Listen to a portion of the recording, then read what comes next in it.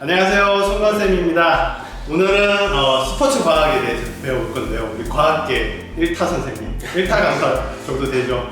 과거에도 상당히 많이 진학을 시키셨고요. 과학적으로 상당히 능통한 우리 마산 중앙중학교 이기로 선생님입니다. 반갑습니다. 이기로입니다. 인사 끝인가요? 여러분들 만나서 반갑고, 그래서 진해남중이 진해에서 좀 제일 좋은 학교다. 그리고 학생들 공부도 잘하고 좀 인성적으로도 훌륭한 학교다라는 얘기를 많이 들어요.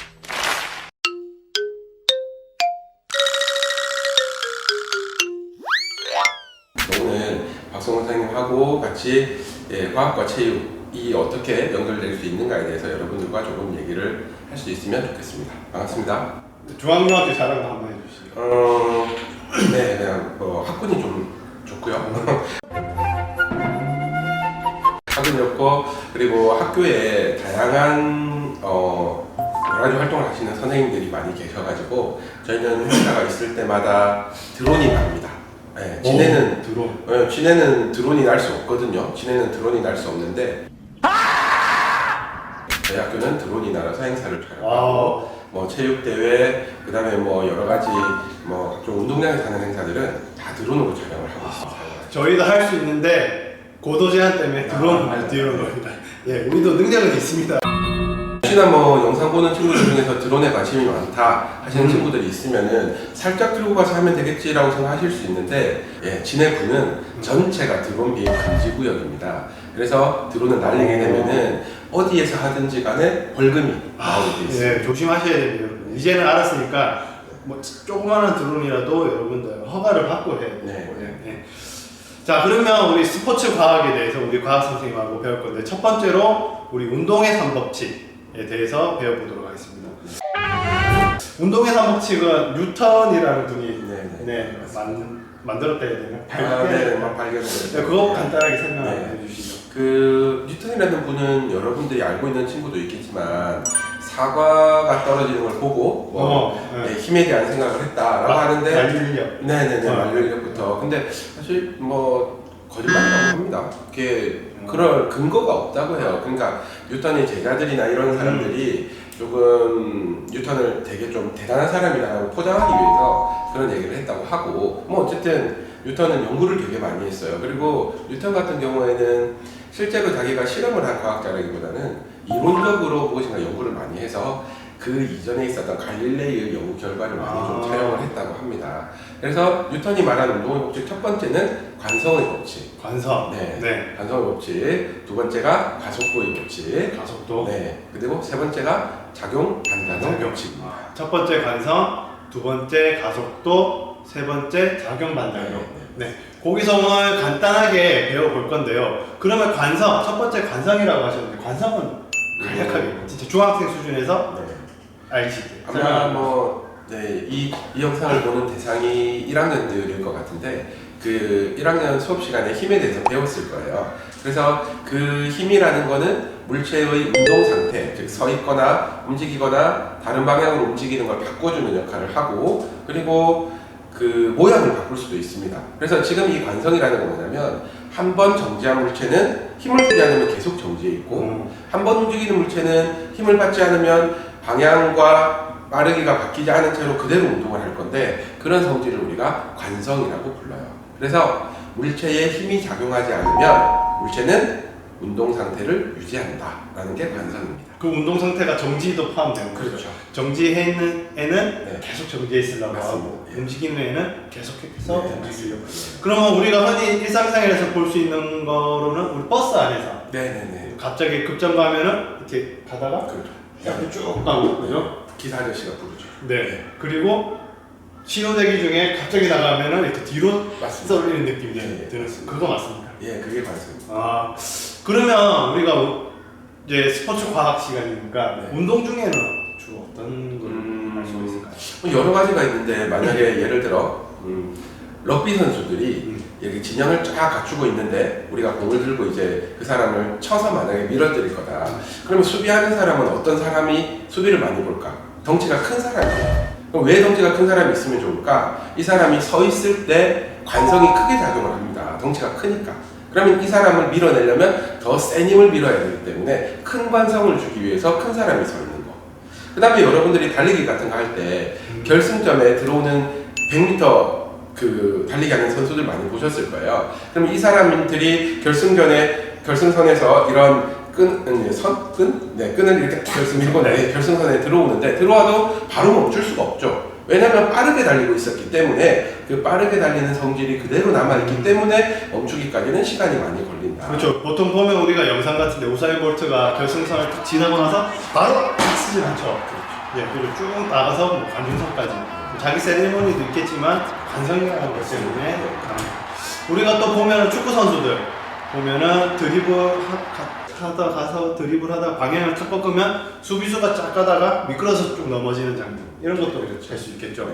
자, 그러면 우리 관성에 대해서 알아봤는데 여러분들도 주변에 쉽게 볼 수 있는 일상생활에서 볼 수 있는 관성하고 운동 중에 볼 수 있는 관성하고 한번 찾아보시면 우리가 이런 게 관성이구나 하면 이해가 더 잘 될 것 같습니다. 학교에서 사실 지금은 코로나니까 그렇게 못하는데 친구들끼리 장난칠 때도 관성이 되게 많이 적용이 돼요. 그래서 친구들이 막 달려가는데 어떤 친구가 발을 멈춰요. 그러면 발은 멈췄는데 몸은 계속 가고 있기 때문에 친구들이 넘어지죠. 그래서 문제가 좀 생기는 경우도 있고 그런 것들이 관성이라고 볼 수 있습니다. 그렇다고 실험한다고 다리 걸면 안 됩니다, 여러분. 절대 다칩니다. 예.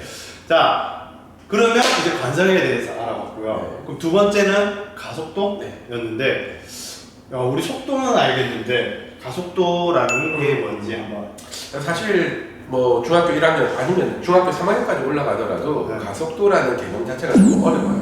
어려워서 가속도라는 건 뭐냐면 일단 속도라는 얘기가 먼저 나오는데 우리는 빠르기라는 표현은 사실 과학적으로는 속력이라고 합니다. 속력. 네, 그리고 속도가 되면은 방향도 함께 얘기를 해요. 그래서 속도가 바뀌려면 빠르게만 바뀌는 것만이 아니라 방향이 바뀌는 것도 우리는 속도가 바뀐다라고 부르고 가속도라는 건 속도가 바뀌는 정도를 가속도라고 불러요. 그래서 어떤 시간 동안에 얼마나 속도가 변했는가. 그래서 빠르게는 달라지지 않더라도 방향만 변하는 것도 사실은 가속도가 생겼다라고 표현합니다. 그러면 제가 이렇게 100km로 달렸는데 이렇게 100km 다시 돌아가는 것도 속도 변화가? 근데 이제 뭐 정반대로 간다고 해도 정반대로 갈 때 우리는 가다가 멈춰야 반대 방향으로 갈 수 있겠죠. 그럼 멈추기 위해서는 가속도가 생겨야 멈출 수 있다는 거예요. 달리는 방향과는 반대쪽으로 우리가 힘을 줘서 느리게 만드는 거죠. 그러면 우리가 만약에 이 회전을 하는 동안 속도 변화가 0으로 안 내려가고 100km를 유지할 수 있다면? 유지하려면 이렇게 가는데 자 여러분들 힘 배웠을 거예요. 이쪽으로 가는 애가 힘을 이렇게 탁 줘야 방향이 꺾이겠죠.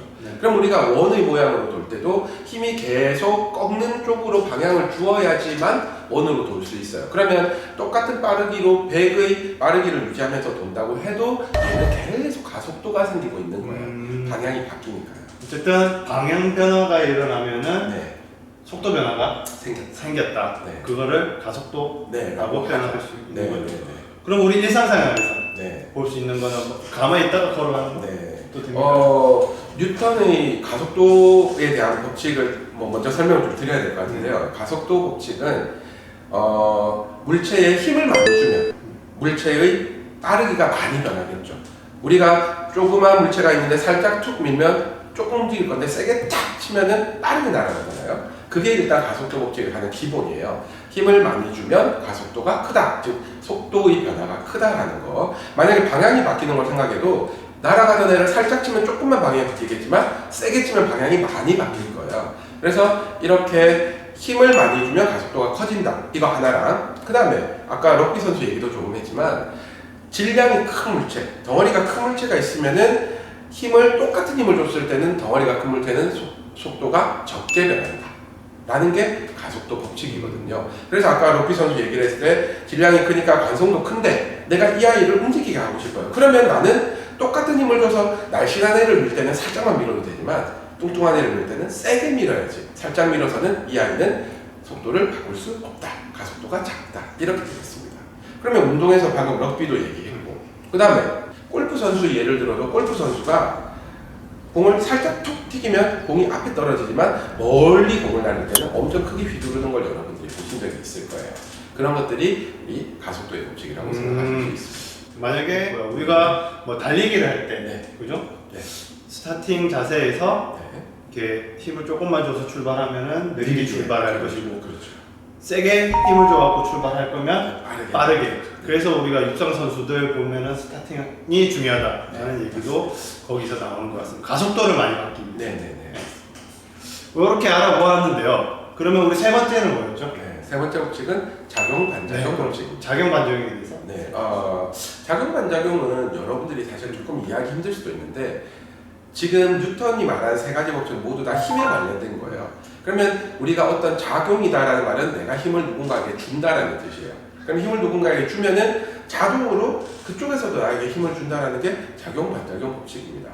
그래서 만약에 예를 들어 여러분들이 친구랑 장난을 치거나 했을 때 아니면 박승원 선생님 수업은 되게 진지하지만 제가 하는 수업은 저는 조금 장난기가 좀 많아서 네, 이렇게 하십니다. 이게 뭐 순발력 측정에 대해서 배워볼 건데 측정 방법에는 이게 장난을 치는데 내가 만약에 엄마한테 화가 났다, 열받는다, 문을 한번 팍 때렸어요. 근데 문을 때리면 나만 아파요. 네, 왜? 내가 문에 힘을 줬는데 문이 동시에 저절로 나에게 힘을 주니까 아픈 거예요. 그래서 사실 여러분들이 작용 반작용을 잘 이해하시면은 친구하고 싸울 일도 없어요. 수영 선수들이 수영을 이렇게 막 하다가 턴을 해요. 반대쪽 끝에서 턴을 할 때는 수영 선수는 발로 이렇게 돌면서 벽을 밉니다. 벽을 미는데 수영 선수는 앞으로 가죠. 자, 물체가 움직이려면 힘을 받아야 된다고 했는데 어떻게 앞으로 갈까요? 벽이 선수에게 힘을 줬겠죠. 그래서 선수는 벽에게 힘을 줬지만 동시에 벽이 선수에게 힘을 준다. 이게 작용과 반작용입니다. 아까 설명했듯이 턴 때리면 저도 여기에 작용을 하지만 네. 이 책상도 제 손에 지금 아프네요. 그렇죠. 네, 작용을 합니다. 네네. 이런 원리. 그게 작용 반작용입니다. 어. 그리고 여기서 중요한 거는 힘을 주는 대상과 받는 대상이 있다면 내가 능동적으로 힘을 주더라도 내가 힘을 주더라도 반대로 받는 대상과 주는 대상이 바뀌어서 힘이 저절로 작용하고 그리고 방향도 반대로 됩니다. 저는 책상에 이게 아래 방향으로 힘을 주겠죠. 그럼 책상은 제 손으로 윗방향으로 힘을 주는 거예요. 이게 작용과 반작용이다. 그래서 우리가 일상생활에서 사실 작용 반작용은 느끼는 게 그렇게 많지는 않아요. 많지는 않은데 모든 힘은 동시에 두 가지가 쌍으로 존재한다라는 게 제일 중요한 포인트입니다. 이 학생들이 이렇게 궁금해했으면 좋을 것 같아요. 분명히 내가 힘을 줬는데 나는 왜 다칠까? 내가 다치는 이유는 누군가 힘을 준 거다. 자, 육상 선수가 달리기를 해요. 달리기를 하는데 육상 선수는 발로 땅을 뒤로 밉니다. 뒤로 미는데 육상 선수는 어떻게 앞으로 갈까요? 그리고 만약에 여러분들 얼음판을 생각해 보시면 얼음판에서 내가 걸으려고 똑같이 뒤로 힘을 주지만 얼음판은 마찰이 작아서 앞으로 힘을 잘 못 줘요. 그래서 나는 앞으로 못 가죠. 그래서 우리가 일상생활에서 달리기를 할 수 있는 이유, 육상 선수들이 빠르게 가려면 센 힘으로 땅을 밀어야 돼요. 그럼 땅도 똑같은 센 힘으로 밀어주는데 내가 센 힘으로 밀지 못하면 땅도 센 힘으로 밀어주지 못해요. 그럼 여기서 아까 빼먹은 포인트가 있네요. 작용 반작용은 똑같은 힘이 주어지게 됩니다. 내가 준 만큼 똑같은 힘으로 나에게 돌아온다. 내가 뭔가를 세게 때릴수록 더 아프죠. 나도 이렇게 더 많이 아프다. 네. 여러분들 책상 때려보면 알 겁니다. 살살 때릴 때랑 네. 세게 때릴 때랑 내 손이 세게 때릴 때가 더 아픕니다. 이게 작용 반작용 쉽게. 예.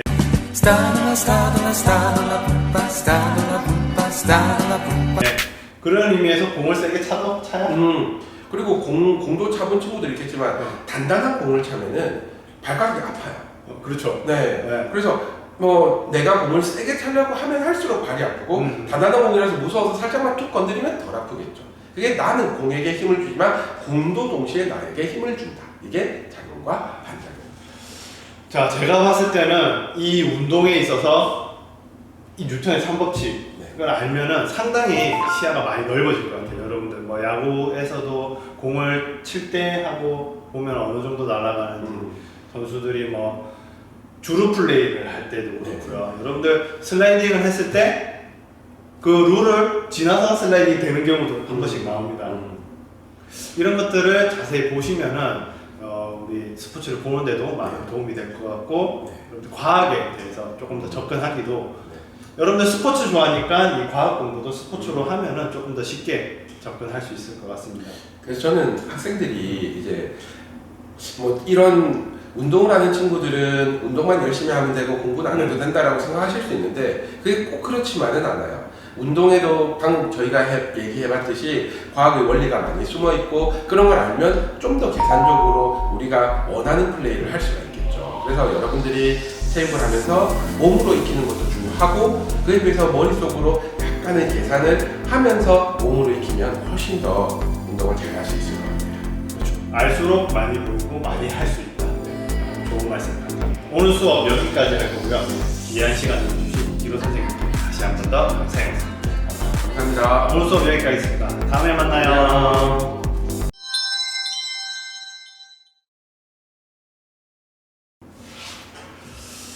자, 그러면 해볼까요? 바로. 안녕하세요, 손건쌤입니다. 자, 오늘 스포츠과학 두 번째 시간 이기로 선생님 모시고 할 건데요.